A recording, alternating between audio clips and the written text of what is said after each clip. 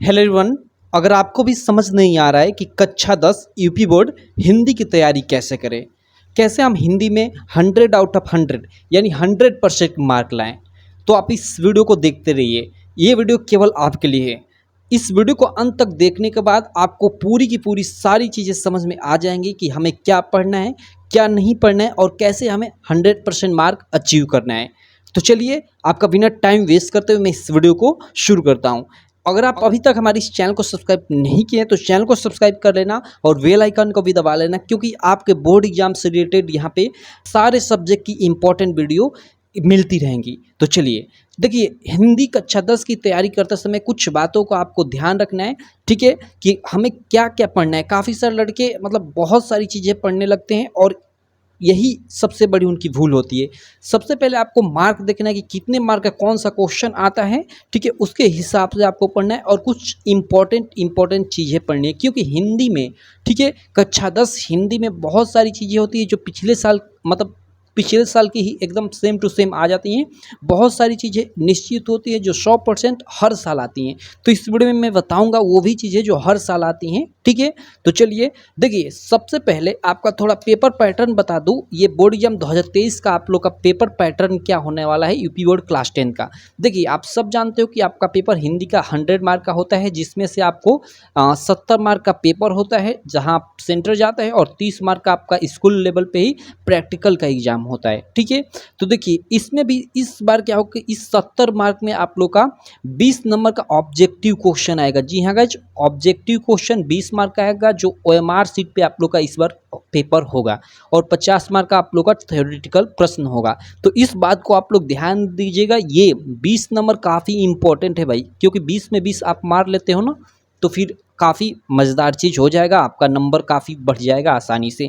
तो इस 20 नंबर यानी आपको ऑब्जेक्टिव क्वेश्चन वाले प्रश्न पे काफ़ी ज़्यादा ध्यान देना है। तो चलिए अब देखिए आपको क्या क्या पढ़ना है। तो पढ़ने के लिए देखिए, सबसे पहले कि महत्वपूर्ण रचनाओं, उनसे संबंधित विधा और लेखक तथा कवि का नाम आपको याद करना है, ठीक है। ये मैं चैनल पे कराऊंगा, हालांकि आप खुद भी याद कर सकते हो अपने बुक से, लेकिन मैं काफ़ी इंपॉर्टेंट रचनाएं, काफ़ी इंपॉर्टेंट लेखक जो हैं उनको लेकर, और मैं सारी एक एक चीज़ें डिटेल में आपको कराऊंगा। तो आप महत्वपूर्ण रचनाओं और विधाओं और लेखक तथा कवियों के नाम याद कर सकते हो। ये फर्स्ट है आपका। सेकंड में आपको क्या करना है कि रीतिकाल, आधुनिक काल, क्षयवादी युग, द्विवेदी युग, प्रगतिवादी युग की विशेषताएं आपको याद करना है, क्योंकि इनसे रिलेटेड काफ़ी सारे प्रश्न आपके बोर्ड एग्जाम में पूछे जाते हैं, ठीक है।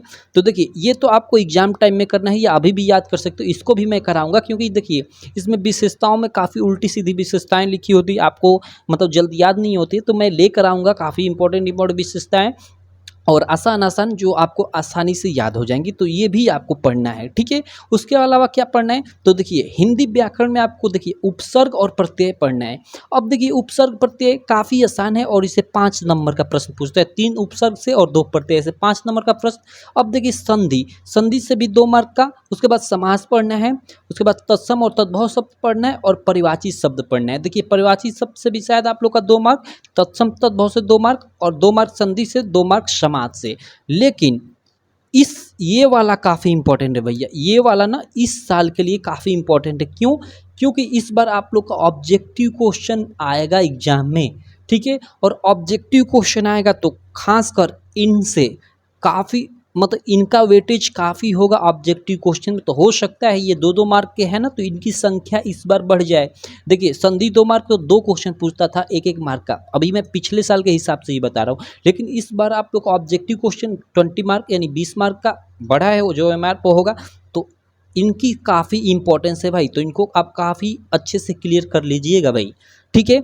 अब उसके बाद क्या पढ़ना है, विभक्ति तथा वचन संबंधित प्रश्न पढ़ना है। ये देखिए, ये केवल 2 मार्क का आएगा, और इसमें काफ़ी ज़्यादा ध्यान लगाने की जरूरत नहीं है। मैं कुछ चीज़ें एग्जाम टाइम में बताऊंगा, वो आप याद कर लीजिएगा, सेम टू सेम वही एग्जाम में फंस जाएगा। उसी प्रकार किसी शब्द के धातु, लकार, पुरुष तथा वचन संबंधित प्रश्न होता है 2 मार्क का। तो इसमें भी देखिए, आप इसमें थोड़ा आप इसको ध्यान दीजिएगा, इसमें बहुत सारी चीज़ें आपको याद करने की ज़रूरत नहीं है। आप देखिएगा जो PYQ है ना आपका प्रीवियस ईयर क्वेश्चन पेपर, उसको उठाइएगा और उसमें देखिएगा जो आया है पिछले 2-3 सालों में वही याद कर लीजिएगा, आपका ये फंस जाएगा। सबसे चीज़ ये इम्पोर्टेंट है, ये वाला टॉपिक आप अच्छे से क्लियर कर लीजिएगा, ठीक है। उसके बाद क्या आता है कि गद्यांश संबंधित प्रश्न आता है। देखिए आपका गद्यांश दे देगा, जैसे आपके हिंदी में लेसन है ना, जैसे फर्स्ट लेसन मित्रता, सेकंड लेसन ममता है, तो इसी तरह आपके कई सारे लेसन है हिंदी गद्य में। तो उसमें क्या है कि सारे आपको गद्यांश पहले तो अच्छे से आपके स्कूल या कोचिंग में जहाँ भी पढ़ाया जाता है पढ़ना है, ठीक है। आपके बोर्ड एग्जाम में क्या करता है कि जैसे 2 गद्यांश देता है, जैसे यहाँ एक गद्यांश दे दिया, उससे रिलेटेड 3 ठे प्रश्न पूछ दिया, और अथवा में और कर एक और गद्यांश, 2 ठे गद्यांश देता है, तो आप ऊपर वाला कर ले या नीचे वाला, दोनों में से एक करना होता है। और ये 6 मार्क का गद्यांश का प्रश्न पूछता है, ठीक है। जैसे ये गद्यांश दे दिया, उससे रिलेटेड 3 प्रश्न पूछेगा, जिसमें एक का आपको मतलब इसका संदर्भ लिखना रहेगा, उसके बाद इसमें रेखांकित अंश रहेगा, उसकी व्याख्या करना होगा, और इसी गद्यांश से रिलेटेड एक प्रश्न पूछेगा, और प्रत्येक प्रश्न 2-2 मार्क यानी 6 मार्क का ये हो जाएगा, ठीक है। तो गद्यांश संबंधित आपका ये 6 मार्क का प्रश्न। उसी प्रकार आपका पद्य में से, ठीक है, 6 मार्क का पद्यांश संबंधित प्रश्न पूछता है। इसमें भी और का ऑप्शन होता है, यानी 2 आपका पद्यांश देता है, दोनों में से आपको कोई एक ऊपर वाला या नीचे वाला करना होता है, ठीक है। तो ये आप लोग ध्यान दीजिएगा, ये गद्यांश संबंधित प्रश्न और पद्यांश संबंधित प्रश्न, ठीक है। उसके बाद देखिए लेखकों के जीवन संबंधित और उनकी रचना संबंधित प्रश्न आता है, जिसमें अगर मैं बताऊं आपके गद्य में, गद्य और दोनों में से आता है। देखिए लेखक मतलब गद्य और आपका पद्य मतलब वही कवियों का, ठीक है। तो ये गद्य में से आता है और ये पद्य में से आता है। अब देखिए गद्य में मैं मतलब इंपॉर्टेंट लेखकों का जीवन परिचय बताऊं कि किसका किसका याद करना है, तो आप आचार्य रामचंद्र शुक्ल, रामधारी सिंह दिनकर और जयशंकर प्रसाद, इन तीनों का याद कर लीजिएगा। तीनों के तीनों काफ़ी इंपॉर्टेंट है, आपका एग्जाम में 100% मैं गारंटी देता हूँ कि आपका फंस जाएगा। और उसके अलावा देखिए इसमें ये 3 मार्क का आता है, 2 मार्क आपको मिलता है उनकी जीवन परिचय लिखने का, और 1 मार्क आपको एक किसी उनकी मतलब जैसे आचार्य रामचंद्र शुक्ल का लिखना है तो आचार्य रामचंद्र शुक्ल का लिखना होता है जीवन परिचय, और उनकी एक केवल एक रचना का नाम पूछता है, तो एक रचना का 1 मार्क और 2 मार्क जीवन परिचय का, यानी 3 मार्क का यह प्रश्न होता है। सेम उसी प्रकार यह भी 3 मार्क का प्रश्न होता है, जिसमें 2 मार्क आपको मिलता है किसी एक कवि का जीवन परिचय लिखने का और 1 मार्क उनकी रचना का नाम लिखने का।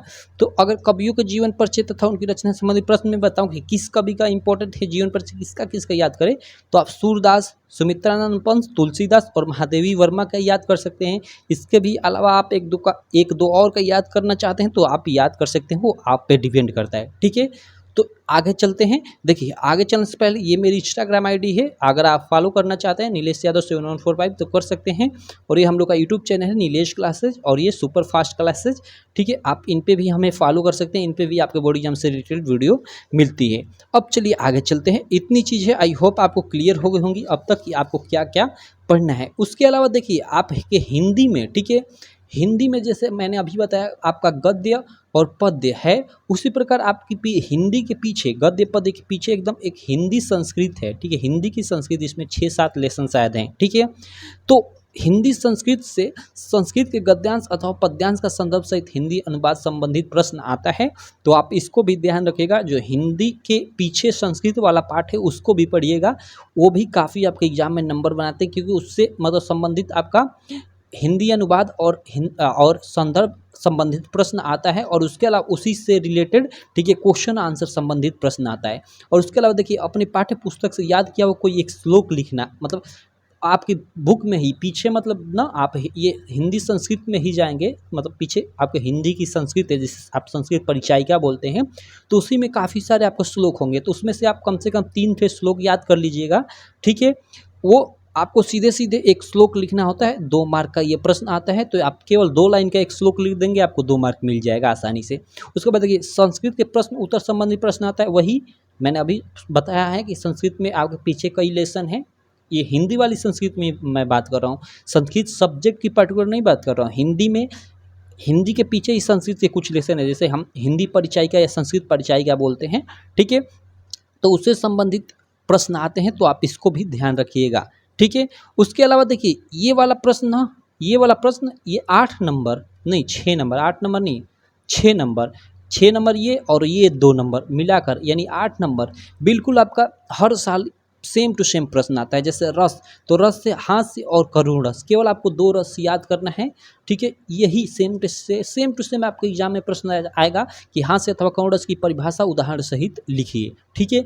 उसके अलावा देखिए, उसके अलावा अलंकार में आपको 3 अलंकार याद करना पड़ेगा, रूपक, उपमा, उत्प्रेक्षा। हालांकि तीनों में से आपको एग्जाम में केवल कोई एक ही लिखना होता है, ठीक है। क्या केवल कोई एक ही लिखना होता है, एक ही की आपको परिभाषा अथवा उदाहरण मतलब बोलता है। जैसे अलंकार में बोलेगा रूपक अथवा उपमा अलंकार की परिभाषा तथा उदाहरण लिखिए, या ऐसे बोल देगा कि रूपक अथवा उत्प्रेक्षा अलंकार की, या मतलब कोई भी 2 एक साथ ले लेगा और बीच में अथवा डाल देगा, यानी दोनों में से कोई एक।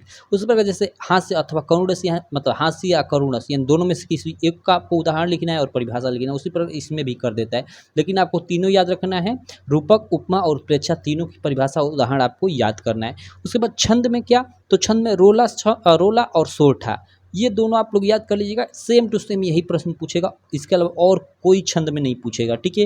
रोला और सोठा छंद की ही परिभाषा और उदाहरण पूछेगा सेम टू सेम। तो आप रोला और सोठा क्लियर कर लीजिएगा। इस प्रकार आपका यहाँ से ये प्रश्न, प्रत्येक प्रश्न 2-2 मार्क का होता है, यानी 2-3 ये 6 मार्क और ये 2 मार्क, ये तो निश्चित प्रश्न होते हैं, सेम टू सेम आएंगे, ठीक है। तो आपका 8 नंबर ये क्लियर हो गया। उसके बाद क्या आता है, हिंदी वाक्यों का संस्कृत वाक्यों में अनुवाद तथा निबंध संबंधित प्रश्न आता है, ठीक है।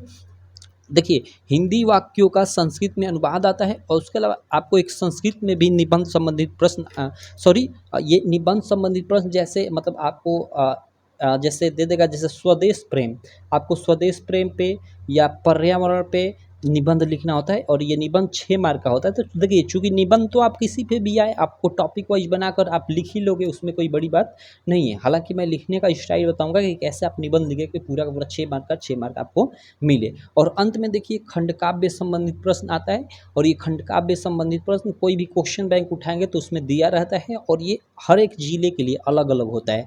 जैसे मान लीजिए, मैं इधर बलिया साइड से बिलोंग करता हूँ, यूपी का सबसे ईस्ट जिला है बलिया, तो इधर हम लोग का कुछ अलग है। उसके अलावा देखिए, जैसे 2-4 जैसे 8-10 जिले मिलाकर, 8-10 जिले मिलाकर कोई एक खंडकाव्य मतलब बांट दिया गया है कि इन 8-10 जिलों में ये खंडकाव्य होगा, ये 8-10 जिलों में ये खंडकाव्य होगा, ऐसे बांट दिया गया। तो आप जिस भी जिले से हैं, आप देख लीजिएगा किस जिले से हैं, और उस जिले से रिलेटेड खंडकाव्य पढ़ लीजिएगा। ये 3 मार्क का प्रश्न पूछता है खंडकाव्य संबंधित, ठीक है।